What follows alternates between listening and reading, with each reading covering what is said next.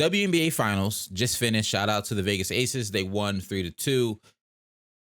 And it was a good series. I'm not going to sit here and say I watched every WNBA game of the regular season. But honestly, in high school, I watched a lot of WNBA because my summers were just free. I'd get off of school, free summer, do whatever. Now I'm just a little bit more busy. I spend so much time watching NBA. I feel like I have to take a break from sports in the summertime just to have a real life.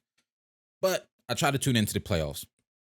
Outside of it just being a really entertaining series and just good basketball to watch, like high stakes basketball, I was enjoying watching it because yes, NBA preseason was on, but there's a difference when the games matter. Like they were playing like the games matter. You could tell that you could tell it was the finals. It had finals energy. You could tell it was the finals.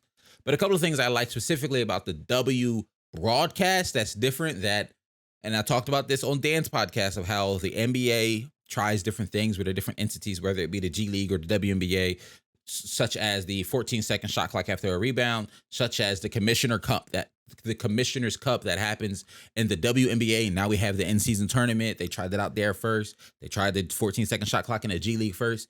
So the NBA tries different things in their other leagues before they bring it to the NBA. And two things that I saw while watching the W Finals was that I liked, and I hope they bring to the NBA because I just think it adds entertainment value for the viewer at home. Coaches were being interviewed with a headset on while actual play was happening. Now, we see it all the time in the NBA where it's either after a timeout or after a quarter, they'll have that coach talking to the sideline reporter, if you will. The difference is, though, that's usually pre-recorded and they're now playing that back while the game is on. Because if you watch, like they'll go to like the picture-in-picture and you'll see the coach talking to the sideline reporter, but on the other half of the screen, you'll actually see the game. But if you pay attention to the live on the other side, that coach is not doing that sideline report interview right now. They're actively coaching, talking to their players. However, at the W, Becky Hammon, it was after the second quarter, it was the beginning of the third quarter, coming out of halftime.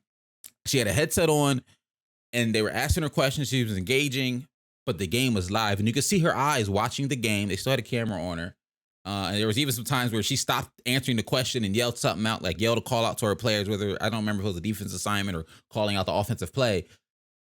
But it just had an elevated excitement to it because you can tell it was actually during the game and you got a little bit of an insight of what she calls out to her players. It was just different. It was different and I enjoyed it. The other thing was also during halftime, usually that player and that halftime reporter or that sideline reporter, they stand on the court still, they ask their questions, and then that player heads off to down the tunnel.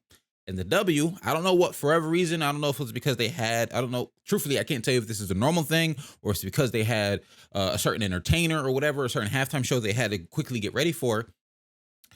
But the interview happened as they were walking out. Like, they started on the court, the camera was facing both the reporter and the player, and they're walking down the tunnel. You see them walking like essentially backstage in the tunnel or within the backstage of the arena, and they're having the interview there. And basically the interview ended as that player was entering the locker room.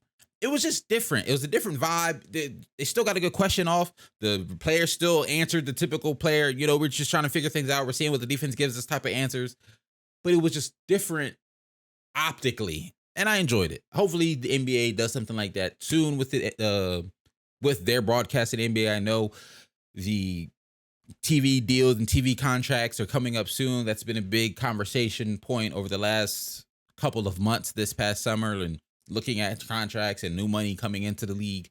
I'm personally hoping one of the things that are in these new TV talks and this new TV deal is new way to do broadcasts, whether that be coaches have a headset on for times while they're having their interview with the sideline reporter live during the game, or that halftime interview walking down the arena tunnel just to add something new, to add something different to the game.